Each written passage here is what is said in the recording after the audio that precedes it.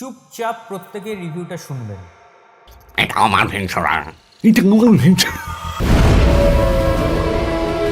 Hello guys, welcome to reviewer square. আমি রৌনক।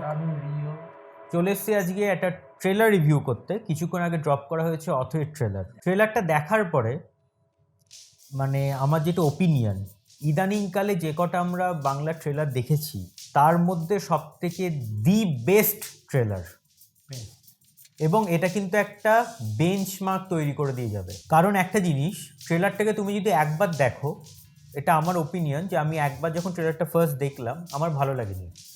কারণ আমার তখন মনে হয়েছিল যে এত দিন টাইম নিয়ে এত দেরি করে ট্রেলার রিলিজ বা এরম একটা শেক্সপিয়ারের জায়গা থেকে অ্যাডাপ্টেশন নেওয়া, সেখান থেকে আসার পরে এরম ট্রেলার। কিন্তু তারপরে যখন 2-3বার এটা দেখলাম ট্রেলারটা, আমার মনে হলো যে না, সত্যি একদম। কারণ যদি আমরা স্টার্টিং শটটা দেখো, মানে যেখান থেকে ট্রেলারটা শুরু হচ্ছে, ন্যাচারালি বেঙ্গলি ট্রেলার যেগুলো হয় না, সেগুলো হয় হচ্ছে একদম একটা দেখবে নর্মালিটি হতে হতে তারপরে আপে যাচ্ছে।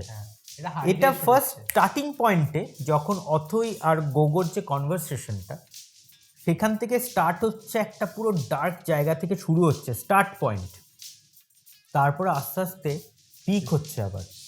এখানে কোনো ডাউনগ্রেড নেই, এরকম আপ থেকে আরো আপে যাওয়া একদম ক্রিসেন্ডোটা। সেখানে তারপরে যেটা সেকেন্ডে দেখবে, যেখানে অথই রিপ্লাই দিচ্ছে যে রবি ঠাকুর বলেছিলেন না যে মানুষের ওপর বিশ্বাস হারানোটা পাপ, ওইখানে দেখবে অনির্বাণের একটা পাপ এই যে একটা পপ আপ দেয়, টপ অ্যাঙ্গেল দিয়ে অসাধারণ লাগছে। এরকম যে বানানো যায়, এবং বাংলা ইন্ডাস্ট্রিতে সত্যি এরকম টাইপের সিনেমা দরকার, যাতে লোকজন আরো সাহস পায় যে এই সিনেমা আমরা চাই। মন্দারের পরে যদি আমরা অনির্বাণের অভিনয় দেখি, তাহলে মন্দারের পরে হচ্ছে দশম অবতারে অনির্বাণের অভিনয়টা কিন্তু খুব ডাউন গেছে। মানে আমার রিসেন্টলি আমার বা ওর কারো কিন্তু ভালো লাগে একদম।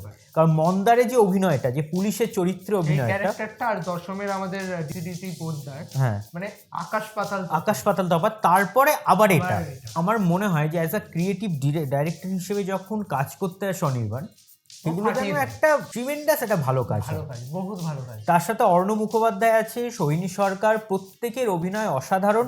আমি জানি না, এবার আমি ওর সাথে কথা বলছিলাম, আমাদের মনে হয়েছে হয়তো আই ডোন্ট নো বা উই ডোন্ট নো যে এটা হয়তো বক্স অফিসে সেরকম চলবে না। এটা কিন্তু আছে কোশ্চেন মার্কটা, কারণ বাংলা পাবলিক এই ধরনের সিনেমা দেখে অভ্যস্ত না একদম। কিন্তু এটা যদি হিট করে যায়, তাহলে আমার মনে হয় যে লোকজন বা ডিরেক্টর, অডিয়েন্সের টেস্ট চেঞ্জ হবে, আর অডিয়েন্সের টেস্ট চেঞ্জ হয়েছে, এবং এটার নিরিখে ডিরেক্টর এবং স্ক্রিপ্ট রাইটারদের একটু তাদের একদম যে আমরা এরকম কাজ করতে পারি যাতে লোকজন দেখবে, মানে তোমাকে 1 সেকেন্ডের জন্য উল্টো মানে এদিক ওদিক তাকাতে দেবে না, এমন ট্রেলার কাট হয়েছে। মানে আমি যে কটা দেখেছি ক্রিয়েটিভ ডিরেক্টর অনির্বাণের, লাইক যে কটা ট্রেলার কাট হয় না, ওই ট্রেলার কাটগুলো কিন্তু দারুণ হয়। আর যে কটা কাজ করেছো সবকটা সৌমিক হালদার নিজের একটা বিশাল একটা ব্যাপার আমাদের বেঙ্গল ইন্ডাস্ট্রিতে। ওনার কাজ এটাতে বুঝিয়েছেন যে আফটার চতুষ্কোণ আমি এরকম কাজ ভুলে যাইনি, আমি পারি, আমি দেখিয়ে দিই। এই স্ট্যান্ডার্ডটা যেন মেনটেন হয়, তাহলে কিন্তু আমরা বলতে পারবো না যে বেঙ্গল ইন্ডাস্ট্রি শেষ হয়ে যাচ্ছে। সবশেষে একটা ফিল্মের ডায়লগ আমি এটাই বলতে চাই, এটা আমার মনে হয়েছে যে ভালো জিনিস যত কম হয় ততই ভালো, না হলে ভিড়ের ঠেলায় সেও হয়ে পড়ে মাঝারি। সো এই ছিল হচ্ছে আজকে ট্রেলার রিভিউ ভালো লাগলে লাইক করে, শেয়ার করে, এবং চ্যানেলটা সাবস্ক্রাইব করে দিও। এবং একটা কথা মনে রাখো, ভালো থাকবেন, সুস্থ থাকবেন, এবং সিনেমা দেখবেন আমাদের চোখ দিয়ে। Thank you.